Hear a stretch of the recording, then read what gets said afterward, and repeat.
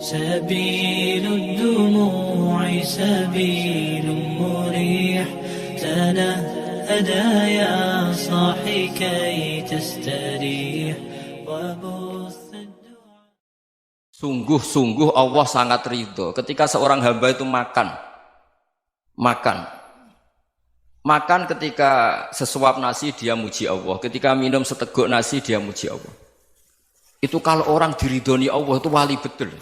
Itu untuk jadi wali itu gampang. Kamu makan ridho, kamu nginjak buminya Allah ridho seneng, kamu hidup keseharian aman seneng. Nah ini supaya sampean kita semua ngaji betapa panduan Rasulullah untuk menggapai ridho Allah itu banyak yang keseharian sekali. Saking kesehariannya banyak dalam hadis dan itu sahih. Nabi menyebut hal-hal yang keseharian. Hatta ma tas'alu fi imra'atika, kamu punya uang kemudian istri kamu bisa makan itu ibadah. Bahkan sebagian ibadah itu dicontohkan Nabi yang akhirnya diprotes sahabat. Yaitu wa fi buti ahadikum sedekah, kamu menggauli istri kamu itu ya sedekah. Sampai sahabat bilang yang benar ya Rasulullah. Ayati ahaduna syahwatahu wa huwa lahu ajrun. Masa urusan biologis, urusan syahwat kemudian dia dapat pahala. Nabi menjawab, alaysa lawadu'aha fi haramin akana alaihi wisrun. Bagaimana kalau dia meletakkan ke yang tidak benar itu kan dosa.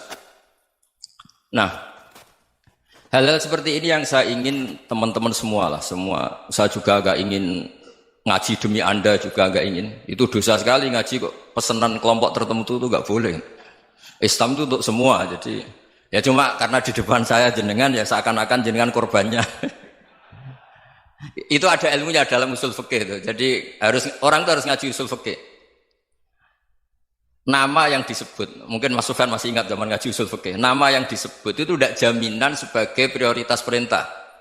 Jadi misalnya gini, kebetulan yang di depan Nabi itu Abu Dzar. Nabi ya bilang, ya Abu Dzarin ini uhibbuka misalnya, atau ya Mu'ad ini uhibbuka, atau ya Abu Hurairah ini uhibbuka misalnya. Banyaklah riwayat yang Nabi nyebut ya Abu Dzarin, ya Mu'ad, ya Abu Hurairah. Kemudian misalnya Nabi meneruskan khitab, ini uhibbuka, saya mencintai kamu, fakul dubur sholatin, atau sebagian riwayat disebut fala tada'anna dubura kulli sholatin, Allahumma inni ala dzikrika wa syukrika wa husni ibadatik. Saya mencintai kamu, siapa saja, Mu'ad bisa, Abu Dzar bisa siapa. Saya mencintai kamu, mohon kalau habis sholat kamu jangan lupa wiridan Allahumma inni ala dzikrika wa syukrika wa husni ibadatik. Ya Allah, tolong kami permudah supaya mudah ingat engkau. Anda tidak bisa mentang-mentang, wong nama saya Parmin, nama saya Purnomo, itu yang diperintahkan Mu'ad misalnya. Jadi yang disebut satu, tapi khitab itu untuk siapa saja. Saya teruskan. Jadi saya mohon semua kita melakukan kebaikan itu, kalau dalam kaidah fikih disebut al-yakin la yuzalu bisyak. Banyak kebaikan yang kebenarannya itu 100%. Tidak punya efek samping ke pihak lain, ke kelompok lain, ke komunitas lain. Itu tadi misalnya Anda makan, dan itu murah sekali, hanya butuh satu piring. Setiap punyaan kamu muji Allah, setiap minum kamu muji Allah. Itu redaksinya Rasulullah SAW disebut, Allah sangat ridho ketika seorang hamba makan, kemudian dia memuji Allah. Atau minum, kemudian dia muji Allah. Logikanya gampang, negara seperti ini yang kamu harapkan bentuknya kayak apa, mertua, ipar, komunitas, tetangga, itu nyata terjadi itu kan belum pasti. Sementara yang mesti terjadi adalah kamu butuh makan, kalau tidak mati. Butuh minum, kalau tidak mati. Butuh bumi yang nyaman ditempati, kalau tidak kita juga mati. Sebab itu Allah kalau menyebut nikmatnya itu hal-hal yang keseharian. Alladzi at'amahum min ju'. Allah itu siapa? Allah itu yang menciptakan kamu bisa makan. Tidak berlebihan, Allah itu yang menciptakan kondisi sosial itu ideal. Zaman Nabi itu ya ada orang munafik. Orang-orang pilihan Allah itu juga diuji orang sekelilingnya yang macam-macam. Semua diuji sesuai konteks zaman dan waktu. Nah, tapi ada ibadah-ibadah yang selalu disarankan Nabi. Sampai Nabi itu pernah ditanya, ayul islami khairun ya Rasulullah, Islam terbaik itu gimana? Jawaban Nabi itu unik. It'amut to'am, Islam terbaik itu ya makan-makan, santai-santai. Ketika Allah menyebut beberapa kebaikan, falak tahamal aqobah, wa ma adrokan apa?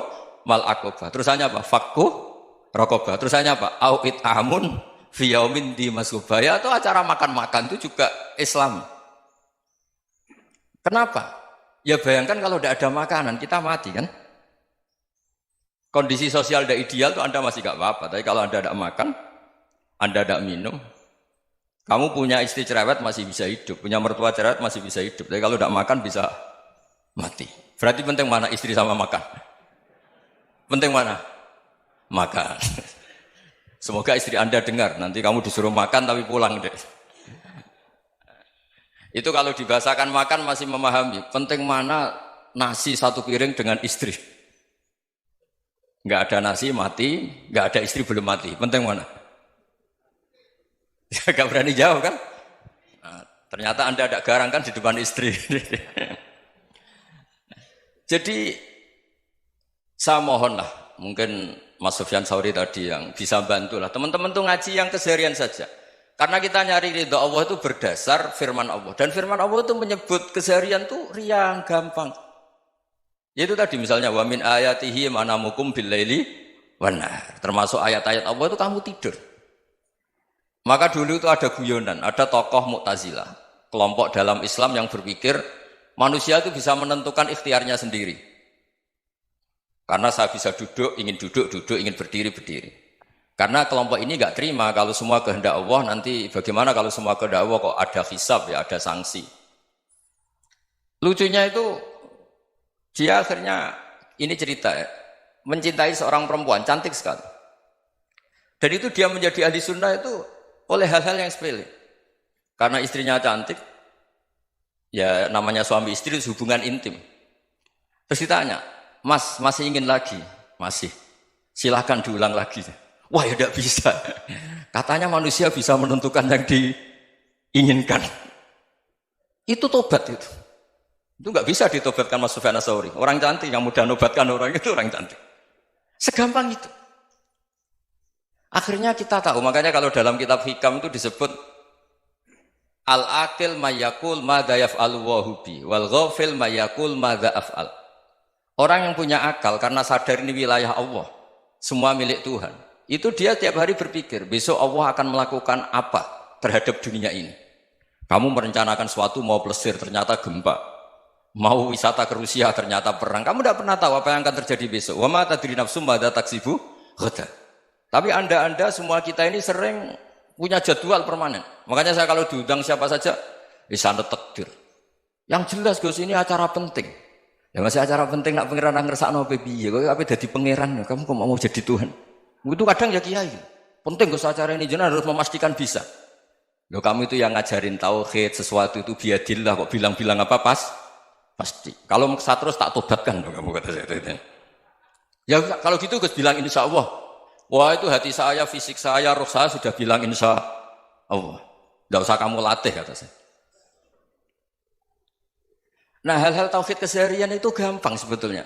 Wal ghafil yaqulu madza af'al. Tapi orang yang lupa Allah dia setiap hari bilang besok apa? Kita bisa melakukan apa? Seakan-akan dia itu aktor, dia penting, dia subjek permanen, dia. Padahal kita ini hanya objek kehendak Allah Subhanahu wa taala. Karena kita yakin sesuatu yang terjadi di alam raya ini kita tidak bisa apa-apa. Makanya saya sering ngaji, sering bilang saya. Ketika Anda mensifati Allah, Dia yang menghidupkan. Sudah itu tanamkan sehingga ketika kita mati santai saja. Kenapa santai? Allah punya cara menghidupkan kita. Zaman kita hidup juga gak tahu caranya ngelola jantung, ngelola paru-paru. Kamu juga gak tahu ngelola oksigen yang tidak beracun, tidak ngandung polusi. Tahu-tahu hidup. Gak ingin tua ya tahu-tahu tua. Gak ingin mati tahu-tahu mati. Selama ini kita hidup juga gak tahu apa-apa sebetulnya. Hanya gaya tok, punya jadwal, punya planning. Kalau kamu bisa menentukan pilihan Anda, pasti Anda istrinya cantik, 4 neriman semua, kona'ah semua. Nyatanya enggak kan? Ada 1 jelek, cerewet. Oh itu kan, nyatanya enggak bisa apa-apa Anda kan? Dan kamu bawa mati lagi. Itu kan, istri Anda juga gitu, punya keinginan, punya suami yang ganteng, yang jabat, yang neriman, yang enggak poligami. Ya enggak kesampaian juga. Kalau kita ngitung tingkat kegagalan kita itu gagal terus. Ya kan? Nah, terus ingat Allah. Madza yaf'alu wa hubi. Orang yang punya akal selalu berpikir Allah itu menghendaki apa terhadap saya. Loh sama-sama orang. ngelihat orang yang serius, itu kata Anda itu pemikir berat, serius. Senang punya tokoh yang merengut tuh, karena kamu anggap serius. Tapi sebagian orang nganggap orang yang serius itu wong merengut, wong masam, wong muka kok ditekuk. Jadi sama itu hati ya muqallibal qulub tsabbit qalbi ala dini, karena kita enggak tahu cara berpikir kita tentang orang lain, tentang sekeliling kita. Misalnya kita orang baik yang jenis ngrumat fakir miskin. Ada orang bangun masjid mewah itu janggal. Apa artinya masjid mewah kalau banyak orang kelaparan? Tapi kalau yang jenis pendidikan apa artinya masjid mewah kalau tidak bisa ngaji? Nanti yang jenis infrastruktur apa artinya ini kalau semuanya punya sudut pandang yang berbeda-beda. Dan Islam mengapresiasi semua kebaikan. Tapi katakan semua kebaikan itu adalah kehendak Allah Subhanahu wa taala. Karena apapun baik Anda itu pakai fasilitas yang diberikan oleh Allah Subhanahu wa taala. Sehingga ini yang disebut kulillah sumadarhum fi khawdihim yal'abun. Ya kembali tadi ke tema-tema bahwa keseharian Anda ini sudah Islami. Saat Anda tidak bisa melakukan apa saja. Saya sering ada jenazah, biasanya kalau tetangga meninggal saya sering disuruh ngelepas. Saya bilang orang ini baik. Karena sering ngelamun di rumah, sering nganggur di rumah. Ditanya sama anaknya, kenapa Gus nganggur baik? Ya kalau dia nganggur artinya juga enggak berbuat sesuatu yang maksiat kan? Ya kan? Orang nganggur di rumahnya ya tidak bunuh orang, tidak maling, tidak korupsi, ya namanya nganggur di rumah. Lah cuma istri cara pandang nganggur enggak menghasilkan uang gitu. Tapi juga enggak menghasilkan kriminal kan? Jadi sebenarnya Islam itu makanya kalau sampai ngaji usul fikih itu ada kitab usul fikih namanya Lubul Usul, itu terkenal sekali di pesantren itu. Itu kalau ngapresiasi keseharian itu luar biasa. Itsma min mubahin illa wa yatahaqqaqu bihi tarku haramimma. Karena keseharian yang mubah saat Anda lakukan itu ada kehebatan yang luar biasa, yaitu meninggalkan haram. Makanya dulu banyak orang-orang alim ketemu temannya itu guyon sampai semalaman. Itu biasanya yang semangat Islam itu kiai kok tidak tahajud, kiai kok tidak witir. Orang yang sedang mapan uangnya banyak, malam itu tidak kelayaban itu sudah luar biasa. Melawan nafsu supaya tidak maksiat itu sudah luar biasa. Supaya lupa guyon sama temannya semalaman sampai subuh. Gejolak-gejolokan ngenang zaman miskin, zaman kuliah nggak jelas, zaman apa. Melihatnya jangan takut tahajud. Seperti ini meninggalkan tahajud, tapi meninggalnya ini talqul muharramat. Jadi kayak apa hebatnya? Sehingga Imam Ghazali punya riwayat yang agak unik. Hatta takuna ibadatu akhiri hadil ummah iku an-naum. Sehingga suatu saat ibadah terbaik umat ini itu tidur. Itu kan riwayat kontroversi. Ketika Imam Ghazali ditanya, kenapa iya? Kenapa kamu mulai keluar dari rumah itu sudah banyak maksiat? Melihat perempuan yang enggak mahram, melihat fenomena. Tapi kalau kamu tidur itu enggak melihat apa-apa. Tapi juga kamu jangan menganggap tidur itu ibadah betul. Saatnya melakukan fardu ain malah masih tidur. Tapi itu sudut pandang yang menjadikan kita Islam itu gampang. Jadi saat Anda tidak bisa aktivitas apa-apa, misalnya ada beberapa orang yang lumpuh. Lumpuh itu memang nggak bisa Jumatan, nggak bisa ibadah, tapi dia juga nggak bisa maksiat. Tidur itu memang Anda saat itu tidak bisa tahajud, tidak bisa witir, tapi saat itu ada zina, ada maling, tidak gosipkan orang, tidak bully orang, tidak menanamkan kebencian, tidak hasud. Sehingga tidur menurut Allah Ta'ala wa min ayatihi manamukum billaili apa? Wan-nahar. Karena di tidur itu selain ada unsur istirahat, jaga kestamina, juga ada unsur meninggalkan beberapa keburukan. Nah saya mohon ibadah yang keseharian ini kita jaga. Supaya kita semua baca ayat itu fasih. Fasih itu tertanam di hati. Allah itu siapa?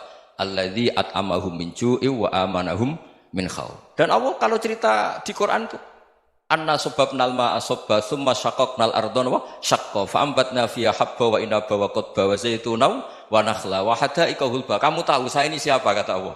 Saya ini adalah Tuhan yang menurunkan air, kemudian ada tanaman banyak.